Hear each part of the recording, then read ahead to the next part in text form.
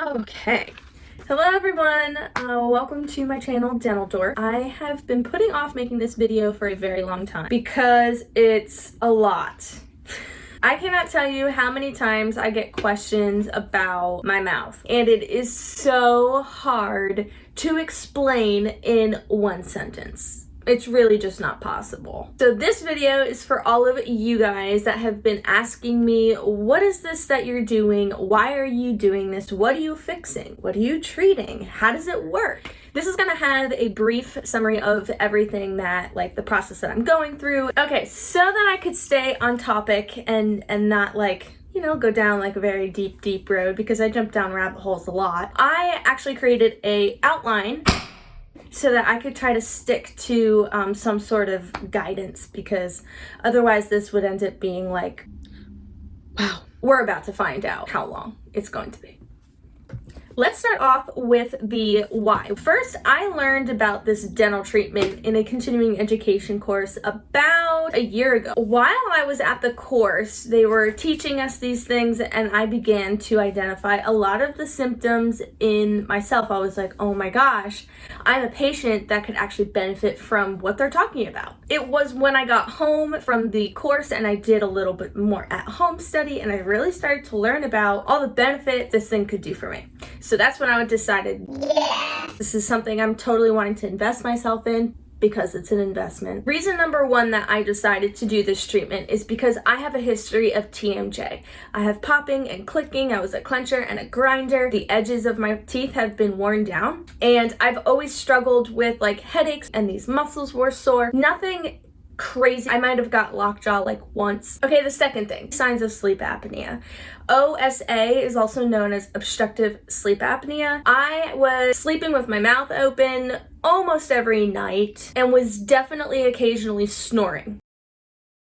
As you begin to study sleep apnea, you learn that it's not just something you wake up with. Sleep apnea is something that is progressive. It's kind of like a snowball starting at the top of the ski mountain, and it builds and it builds and it builds as it gets all the way to the bottom.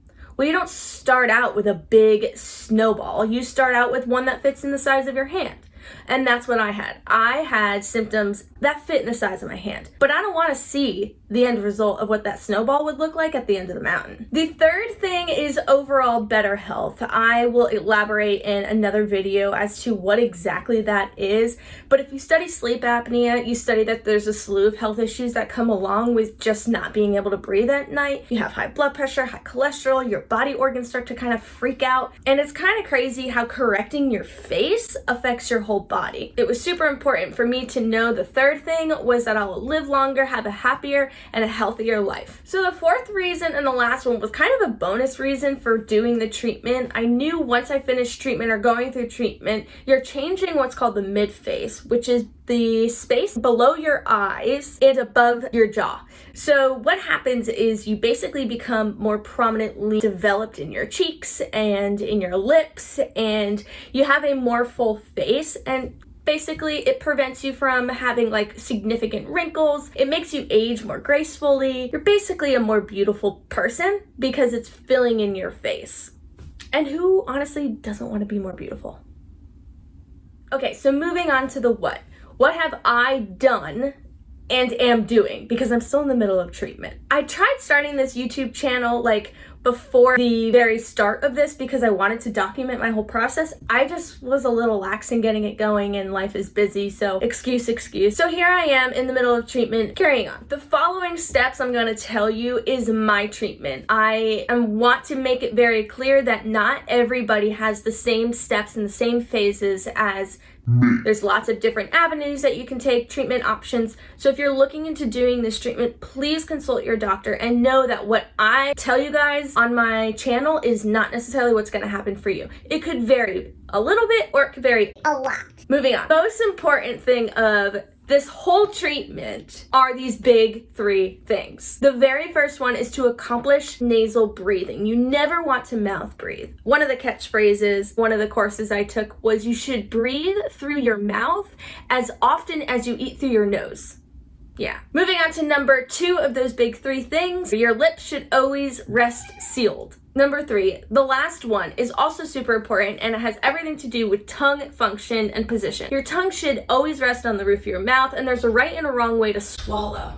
Honestly, who would have thought? Okay, the second part of phase 1 is called Splint Therapy. You can Google that. Splint Therapy is not too uncommon. It's a piece of acrylic or plastic that is scientifically dialed in to place my jaw when I close into a proper position for my jaw joint. So this phase of Splint Therapy took me about 4 months. They anticipated it to take about 6 months. That's like, you know, the general, oh, it should take about 6 months. But for me, it took about 4 months. There's a lot of unraveling, a lot of adjustments. I saw my dentist once a week to have an adjustment in combination with a craniosacral therapist, which I'll get into all of that in more detail in another video. So phase number 1, Big 3 and Splint Therapy. By the way, this splint was worn 24/7. That's like super, super important, because if you don't chew with it, then you're never gonna move the position of your jaw, because your jaw's function is primarily eating and speaking. Okay, so phase number 2, this is a really exciting phase, and actually the phase that I'm almost totally done with. This is gonna require a whole nother video in itself, but in short, I'm using an appliance called FAGGA, F-A-G-G-A. So in essence, I'm moving the bone structure, or my skull, instead of just my teeth. Real quick side note, there's a difference between orthodontics and orthognathics. The differences are one moves teeth and the other one moves bone. I am doing treatment that uses both of these techniques.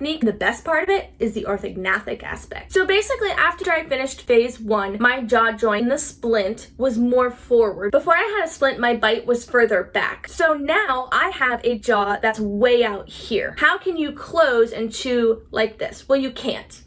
So that's what phase 2 works on. Phase 2 is advancing my top jaw, which is called the maxilla, forward, so that my bottom jaw can close properly in the place that my jaw joint wants to be. So in short, that's what I'm doing to my face. Again, I'll have to use more videos to explain exactly how that works, because it's a really fascinating process. Actually, as unnatural as it appears in the photos, it's very natural. Okay, so here are some photos I want to show you when the appliance was cemented. You can see that there is no space to the distal of my canine, which is behind that really pointy tooth. And then this photo is a picture of just like a couple weeks ago, like a week or 2 ago, which I'm not even done with treatment. I have about a month left or so, and you can see there's a drastic space that has been built. I've been in this phase for 4 or 5 months, and I'm almost done. Okay, moving on to phase number 3.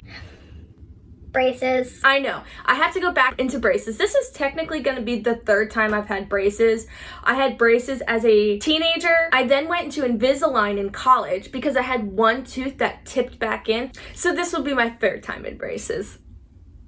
So basically, the braces is very different than traditional braces. This system is called the controlled arch system. Basically, I'm going to be moving all of my molars forward to fill the space that has been created by my FAGGA appliance. Amongst other things, being sure that my condyle or my bottom jaw is in the correct spot so I remain out of pain. They estimate braces to take about 18 months. There are so many details that I have left out of this video just so that I could make it as short as possible. And now if you want to go through and watch my upcoming videos, it'll be labeled Phase 1, Phase 2, Phase 3, so on, and give you a lot more detail on what exactly is happening in each and every phase. Okay guys, I just want to reiterate, this is not everybody's treatment. This is my treatment, and I highly recommend consulting a professional if you have any additional questions about a concern that you might have. Just don't take the information from this video and directly apply it to yourself, because everybody is different and it could vary drastically. Thanks for watching guys. I hope this gave you some information on what I'm doing and why, and if you think this is something that you're interested in, now you have a little bit more of an idea what the goals are behind it. Thanks for watching. If you guys can subscribe and like and comment and do whatever YouTube asks you to do,